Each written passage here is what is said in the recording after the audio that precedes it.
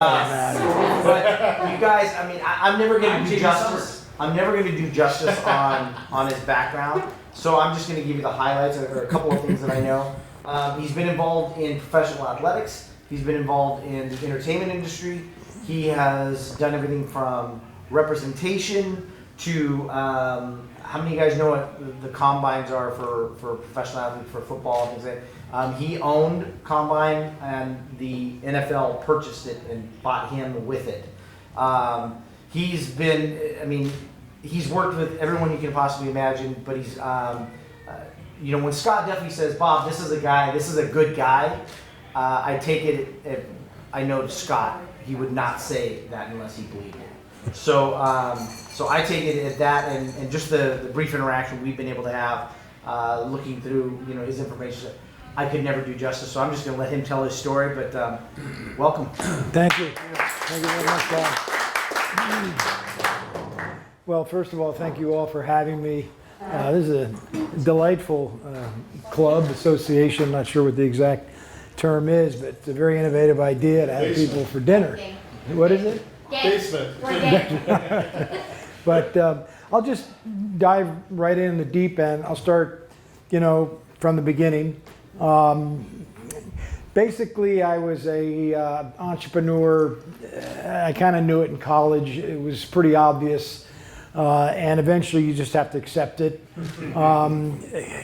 There is a stat that 95% of the workforce are employees, and then the other 5% are people like myself. And I don't know if that's good or bad, but I understand why. Because if you're an entrepreneur, what you have to be able to endure is fear. You have to be able to endure humiliation, insecurity. You have to be able to stay fit somehow when you're up 3 o'clock in the morning and you're trying to figure out, how am I going to pay these bills? And if you can't do that, you should not be an entrepreneur, all right? So I, for better or for worse, seem to have that ability. So I started pretty early, and I won't give you the, you know, the prehistoric version of how I started, but basically I got out of college and pretty much had 3 jobs, got fired from all 3 for talking too much and bringing up ideas they weren't interested in. And so my father sat me down. He said, look, I think the handwriting's on the wall, but I'll tell you this, go out there and just remember when the times are rough and the hour is late, you always have a roof over your head. And remember, you're the best show in town. Well, I took that at 25 years old, and I've been running with it ever since, quite frankly. And that's not a sentimentality story, but it says a whole lot about you know, the support system you have, even if it's in passing. You never know what nugget, and you're bombarded with nuggets, but you never know which one's important. So I try and pay attention to all the nuggets. All right, historically speaking. I started out in sports. My brother and I did pretty well in football. And when I left football in college, I figured like the rest of us, and that was it. Because in my sport, once you play your last game, you play your last game. It's not like baseball or basketball. You're done. And for me, flag and touch just didn't get it. So I said goodbye to my love, that sport I loved, and everything that goes with football. Founded a few companies. Every company has to have good management, good funding, and it's got to be a good product or service. And I always had 2 of 3. And so I kept falling off the stool, but since I had no other option in life, no one's going to hire me, I would think of another idea and keep rolling. So one of my ideas was before its time, and it's now a huge industry. I don't say this bragging, I just find it kind of interesting. There was such a thing called EAPs, Employee Assistance Programs, and it's usually for employees who have trouble with drugs or need counseling or some kind of emotional problem or what have you. So I'm thinking about this, and I'm thinking, look, the reason everybody's taking drugs have emotional problems is because the money worries. So I kind of devised this thing that was non-mental health employee assistance. And now it's everywhere. So if you need a lawyer, you need an accountant, you're in debt, debt counseling, financing, all that stuff. but it was ahead of its time. So for one reason or another, everything kind of flopped. But while I was running PSP, Professional Services Program, I would give presentations. And one presentation was at O.J. Kugler's insurance company or something like that. And it was a sign-up program. So I would give a speech and the employees would voluntarily sign up or they wouldn't. I was pretty early on in the deal. So I gave my speech, and remember, I'm only 26 years old, right? I don't know that people see that, all right? So maybe that helped too. And at the end, I'm waiting for them to come up to me and sign up. Well, they all got up and they all turned around and they went that way. But two guys didn't. And they were very interesting looking. They're big dudes. One of them big in his way, another big in his way.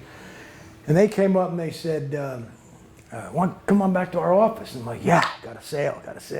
So I go back there and I said, well, what about the service would you like? Oh, we don't really care about the service. I'm like, what? I go, yeah, we're retired Washington Redskin players. And we want to start an agency. And we need a businessman to run the phones, and we don't know how to rent office space. Would you like to be a partner? Now, I had heard their names in the introductions, and one of them was Frank Grant, who was the wide receiver for the Redskins and one of my favorite players. And the other was Dennis Johnson, a lineman. I said, this ain't work going on. Going, sure, I'm in. Let's go. So we dove in, and I don't know what year that was, but I was 27 or so at the time. And so what happened was I was getting back to my game, and that was one of the big motivations. And at the level I always dreamed about, but didn't have the size to get to, okay? So for a year, we started recruiting, and I'd go to lunch, after lunch, and the players, would say, we know players, we were players. I said, great, you go to lunch, they'd bring in players. And I tell you, after 9 months, if I heard one more story about how Joe Blow went on left end, I was gonna shoot myself. I'm like, we gotta sign people. This is not Old Home Week and Memory Lane. So at the time, the USFL came into, this is probably better than my original speech. So at the time, the USFL, I don't know, you probably don't even remember the USFL, but Donald Trump owned the New Jersey Generals. But in any event, this league came into being. And so all of a sudden, I just took like a duck to water and was signing players right and left. And Dennis and Frank, they kind of wandered off. Still friends with Frank. Dennis passed away. All good terms. I just had something that a lot of people don't have, and that is they stick to something like glue. If I think it's going to work, and I love getting up in the morning doing it, I'll make it work somehow.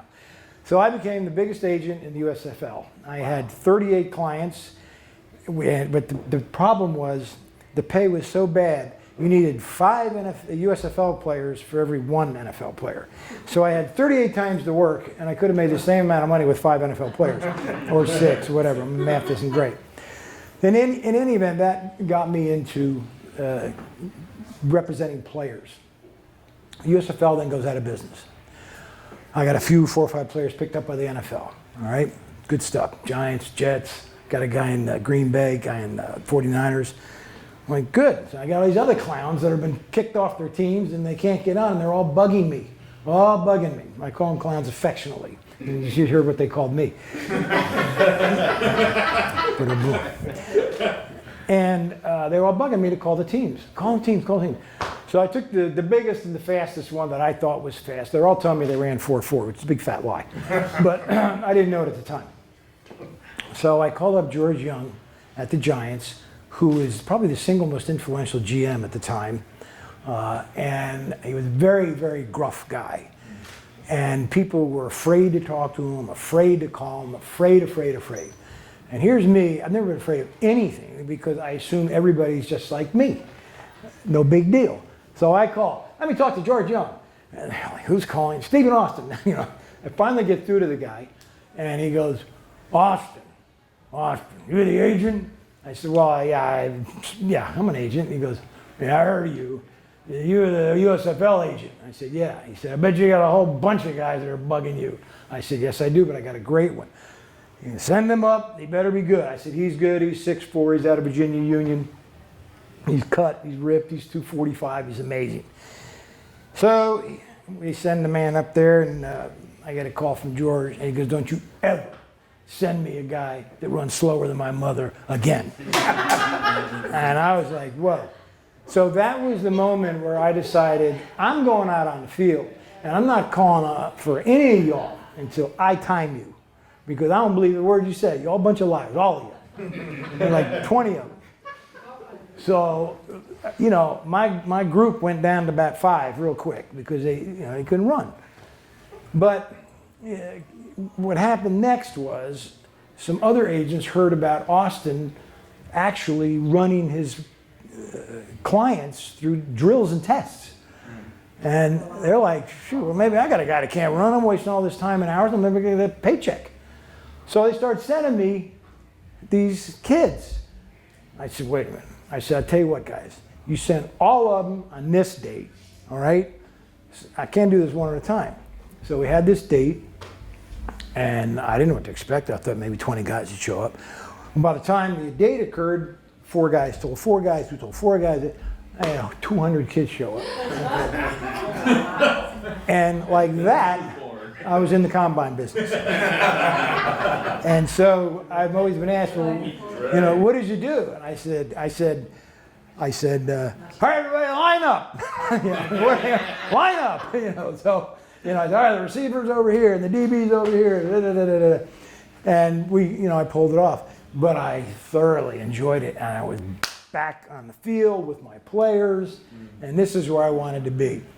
So I had an idea, and some people were running independent pro tryouts.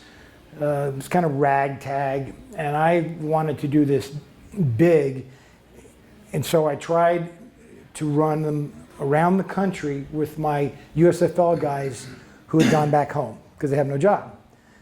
So, but I had a guy who knew football in almost all the major cities. So the first year I called the National Tryout Service. We used to call it Camp in a Bag. I'd put footballs, clipboards, field cones, markers, pens in a bag, literally in a big bag. Excuse me, girl. And I get on the plane. I got the bag. I throw the bag out and open her up and camp in a bag. But nobody came to these camps because there's really no way to communicate, let people know, word of mouth. There was one camp down in Memphis, Tennessee, and Dana Moore, punter for the Eagles, who was a client that moved on, he had it. Well, he had his whole high school coaching staff, the volunteers, the moms, they had picnic tables, they had, gas stations, triangle ribbons, the thing was set. And I'm like, Dana, this is awesome. He goes, yeah, we're ready to go, man. So we sat down, and at 6 o'clock in the morning, we were waiting for this big crowd, right? All right, 7 o'clock in the morning. Well, they'll be here any minute now. Y'all ready down there? Height and weight. Good to go down here. So about 8 o'clock, 2 kids come over the horizon. It's a big fat kid and a little skinny kid. And that was it. But at that point, I learned a big lesson. I said, it's not their problem, it's my problem.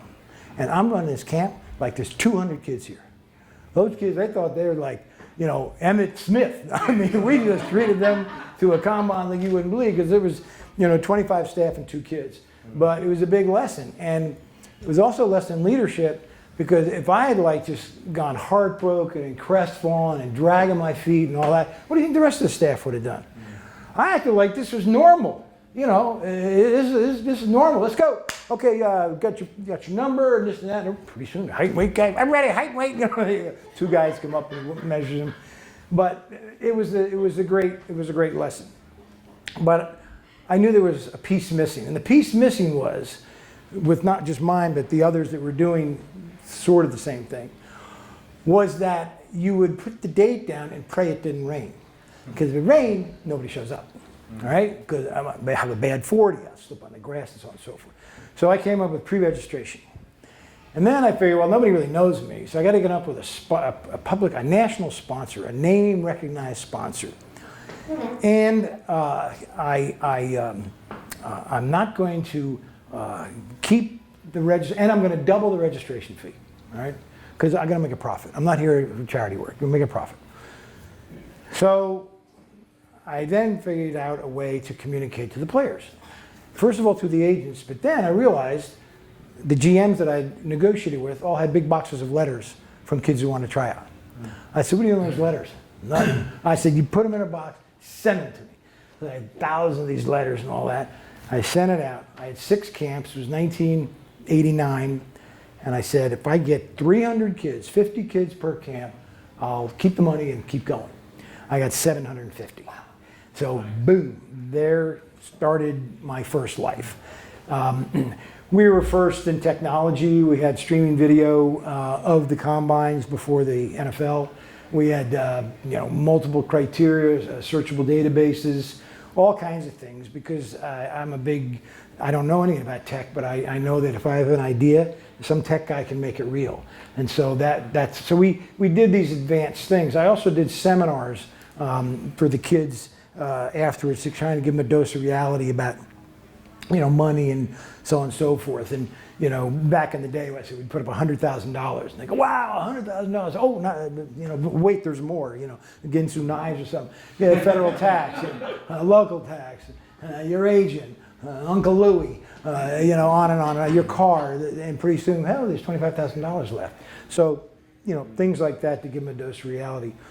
Well, I and the company grew and grew and grew, and pretty soon we were doing 3,000 players a year, and we never advertised to the public because I didn't want it to be a gong show. I didn't want a bunch of, no offense to any beer truck drivers, but we didn't want 40-year-old guys coming up there thinking, having fun on a Saturday.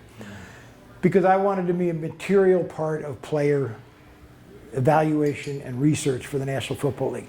I always took with me that I was working for the NFL. It was make-believe, total fantasy. I had problems, I admit. But I pretended I was working for the National Football League.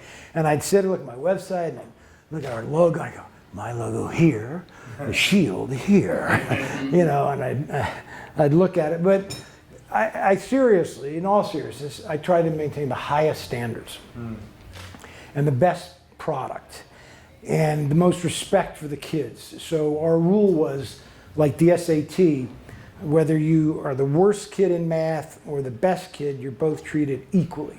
So our staff was instructed, if anybody ever laughs or makes fun of a player out here, you're gone, all right? So we carry these things, and they built, and pretty soon I got the attention of the American Football Coaches Association. I was giving presentations down in the conventions, and it was gradual though, it wasn't like overnight. So I was ready when these things happened, okay? And then I got a call from the NFL, and they said, we have a youth committee, and we need to standardize combines and testing drills for kids. And so I was on that. And then through this arc, companies and different entities would contact me, because now we had the internet, and they need something to do with sports. They had a project that intersected with sports or something. So King World called. King World, everybody loves Raymond, Dr. Phil, the big syndicator. They were in development, they got out, but they were in development of a show, and it was called GoPro, and it was one of those fabricated competitions where the winner gets to sign with the Falcons or sign with, they didn't have a team. So they hired me, 2 years, consult with them. Novartis hired me. They had a market campaign for the best punter in the NFL. They didn't know anything about punting though. So just things like that. The U.S. Bobsled Association called me. They needed pushers. And they knew I had this huge data bank of big dudes, that big base. That's a nice word for using it. They could push the sled. So it was just all over the place. But it was the beginning of a business that I'll tell you about in a little bit. So in 2009 or so, my former agent, yes, I had an agent, got hired. His company was bought by Octagon, which is a huge market-led corporation. Octagon bought him. He then quits a year later, and he's brought into the Atlanta Falcons, all right? That's why I could get the Atlanta Falcons to be that team for that show. And King World paid the Iron Falcons $300,000 for it. Wow. So everybody's loving me. You got any other things out there, boy? So in any event, he then was bumped up to the National Football League as an executive. And I got a call, and he said, we want you to come down to New York, and we want to talk about what was called Elite Football Combines. I said, okay. So I got on a plane, went to New York, and walked in, and there they are. Roger Goodell, Jeff Pesh, Bussert, the whole gang, people I'd known of and had worked with once in a while. And so my Ray Anderson, the guy who initiated, he said, you tell them all about combines, and more than that, tell them about how you can leverage that property. I said, okay. So I went in and gave the speech, and things went all right, and I went through FBI security checks, and I mean, hey, I said, look, this is going to be easy. You know, I'm too stupid to break the law. You know, this is going to be fine. So that went pretty fast. It was no big deal. And they bought my company, which was obviously a pretty nice place to land after so many years. And I actually got a letter from Roger saying, after your 22-year interview, I'm happy to welcome you to the National Football League family. So what was neat was they not only bought my company, they gave me a position as an executive with the NFL. So I worked there for 6 years, and during the process of leveraging, one of the things I said, well, look at, you all have 15 Rocky stories a year here, these kids from nowhere, you know. And I said, I've thought up a show if you're interested. And they said, okay. So I went through 3 production companies, still found the right one. We put a trailer together. I went to NFL Network, and lo and behold, we had Undrafted, which is, has 2 Emmy nominations. And it was very important that it did that. Well, in the process, I had now been set the Guinness World Book of Records for running combines with 362 combines or something like that. And I had gotten married and had a daughter. And she was getting to the age where she knew when Daddy was gone now. And that was starting to bother me a lot. She was like, 6 or 7 or 8 or something like that. So I knew what I wanted to do. And what I wanted to do was television. I wanted to create shows. I wanted to produce shows. I was on camera. I loved that. It was just, so what am I going to do? I'm not exactly 50 years old.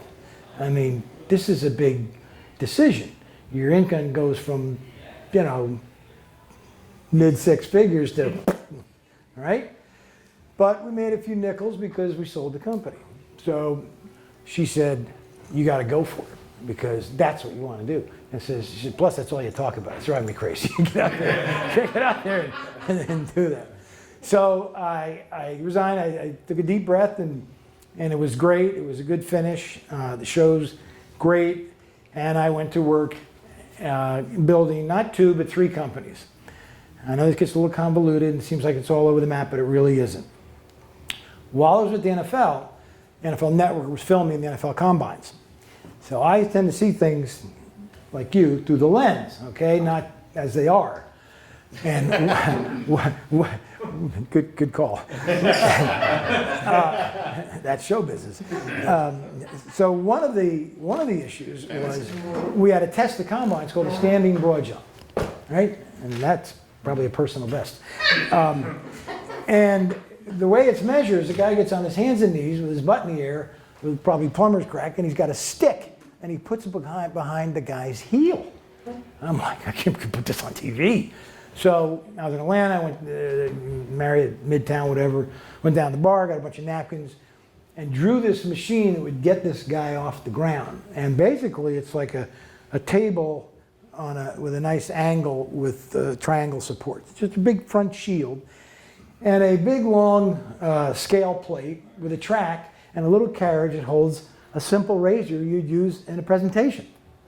And it slides up and down this track, and it overlaid measuring strip. So you set it up from point 0, the kid jumps, you slide it, boom, boom. All right? And on the front, you put the NFL shield. So when I left, I was still kind of enjoying the thing, and I thought with a partner of mine, actually just to drop a name for fun, but Michael Strahan's agent, who's my friend for 35 years, he said, dude, let's just start a business, sell this thing. I said, great, you know. I had a friend that was a coach in track and field and football, and he goes, we got to use this for the long jump and the triple jump. So right now, I have a company called Pro Day that sells the jump machine. We have the 800, the 101, the P50. It's in all the major meets. Mount Sac Relays were the first ones to buy it. We got a Japanese distributor, a bunch of people bugging me over in Poland. They have a really big equipment thing over there. So I hired a guy who handles that. He's 25 years old, and he's awesome. So we'll circle back towards the end of my story. I decided, okay, I got to create shows. So I started creating. And one of them, I realized I got these shows, but I got nobody to pitch them to. I don't know anybody. I mean, I know Mandalay Sports Media who did, you know, Undrafted, but that's really it. So as life can turn out, a buddy of mine from Break Order, which is a group I'm part of, similar to this group, he had a client whose husband was a DP for Mark Burnett and Survivor and Shark Tank and all this stuff. He was on his own now because Mark, of course, left. And so his name was Jim Harrington, nice guy. He knew Dan Mundy, who was Mark's right-hand man at the time. So he pitched that show, and for the second time in a row, it was bought within 30 seconds. I mean, I gave the pitch, they said, we'll take it. That show's unstoppable. We start shooting in November, end of November. It's been bought by William Morris Entertainment and IMG. So I don't know if you're right. IMG has got everything now, including a production company. They're all getting on a bandwagon. So then I'm thinking, okay, do I have luck? But I better launch Hollywood Athletes. You know, you better not quit your day job. So I launched Hollywood Athletes, and I let all the production companies know that when you have a sports project that touches sports, and you don't know that much about sports, you call me. You need a polo team from India? I'll call Octagon, the owner, Phil DiPicciotto, and he'll give me the contact over in India, and I'll get you a polo team. All right? You need youth soccer? I'll get you that. You need someone to look at your script and make sure that you don't have big linemen sitting on the helmets. That's wide receivers and DBs. Just things like that, script consulting. So we sent the e-blast. We started getting calls. And one of the calls is 3 Arts Entertainment. Well, I never heard of 3 Arts Entertainment, but I look them up. And they got every show under the sun. And they were calling because they thought, gee, maybe we could use your resource. So we said, we'd like to schedule a call. Could we please, pretty please? Because they're huge. I mean, they're huge. They got every show, Mindy Project. I'm not doing them justice, but look them up, 3 Arts Entertainment. So, of course, I can't keep my mouth shut. I go, well, so we explain Hollywood Athletes. I go, and by the way, I do shows too. And this was 4 months ago, so I'm really bringing you up to date. Long story short, I'm now with 3 Arts. I've got 3 shows in development, and they have first look at my shows. I have a slate of 14 unscripted, 4 scripted, 1 documentary, and 1 feature film. So I guess I'm prolific, but that's what I love to do. Now, all these have the same thing in common. Even if you look at that jump machine, I'm thinking of the camera. I'm thinking of what it looks like. If you look at Hollywood Athletes, it's sports and the film and entertainment. And then, of course, you look at the shows, well, it's all entertainment. But ironically, a lot of my shows do touch sports. Gee, what a shock. So I'll leave you with this. The show that I'm really excited about, it kind of came out of nowhere, and this is how things intertwine. The U.S. Paralympic Committee called me and asked for a jump machine. Could we borrow your jump machine? Because it's really fast. Usually old tape, it takes 45 seconds to a minute. With ours, landing, slide, boom, 5 seconds. That's why all the big meets use it, so they can move things along. And so for the Paralympians, they're a little slower, and I said, no problem. So we load them up in the car, we get there. So I'm talking to the director, and I'm looking around, I'm going, holy cow. Boy, there are a bunch of Rocky stories here. All I'm doing is seeing, Emmy Awards, Oscars. I mean, this is unbelievable, right? So I casually, for me, talked with Brianna and with Kathy, who run it, and I now completed a treatment deck, and they've signed on for my show called High Hurdles. And it follows 5 Paralympians and what they go through and what their lives are like. And the intent is for the viewer, by the end of the series, to see them just like they look at any other sports star. You're a fan of them, you're rooting for them, and they're really not much different than us. Because what I found in life is the longer you're with somebody, the less you see their physical features. All right, so that's my story. Wow.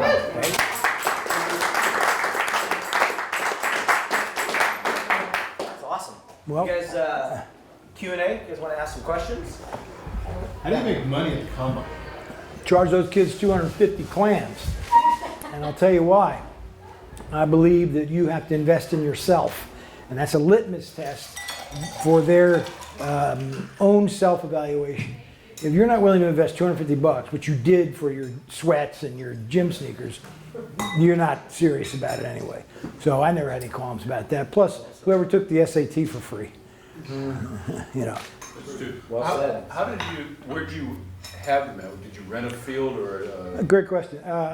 I had contacts because of being an agent with colleges. And so I would call the colleges, and we were at Ohio State, and our first one was at Azusa Pacific, at Mount Sac, believe it or not. Our very first one, 1989.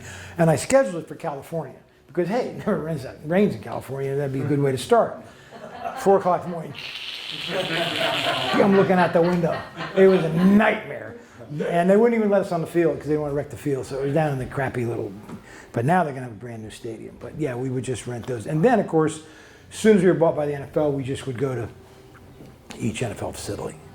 So Texans, Cowboys, so on and so forth. And did you have partnership in your combines? Did you have any partners? Nope, no. Wow. Oh, the one thing I did leave out is when I first started out, I wanted that national sponsor, remember? So the only one I really knew was Wilson Sporting Goods. And I had no clue. So I called Wilson Sporting Goods. I go, can I talk to the president? They're like, what? Who are you? And I said, well, who's in charge of footballs? Because I wanted some footballs too, as a deal. So they put me in touch with Roger Gunderson 27 years ago. And I go, Mr. Gunderson, this is Stephen Austin. You don't know me, but I'm running combines for the NFL. Well, not really. I mean, but I said, but I need footballs, and I'll really, I'll promote Wilson, and we'll reflect very well on your company. And he's just like, all right, well, what do you need? I said, I need T-shirts, I need footballs, and that's it. No money, just T-shirts and football. He goes, okay, fine, and you can promote, put their logo on the T-shirt. And I said, good deal. So I'm like, yeah, I got Wilson Sporting Goods. I plastered their logo everywhere. The lawyer called. He goes, hey, dude, this looks like the Wilson Combine. Your logo is this big. Wilson Sporting Goods. I go, I just thought you'd want me to promote you. I had no idea. He goes, hey, tone it down, will you? I'm like, okay, I knew what I was doing, believe me. But anyway. That's awesome. So we didn't have any partners per se. Yeah. Wow. Big believer in 100% ownership. I like that. So, well, listen, thank you very much, and thank you, Bob. Absolutely. Appreciate it. I got a food. And, y'all enjoy yourselves.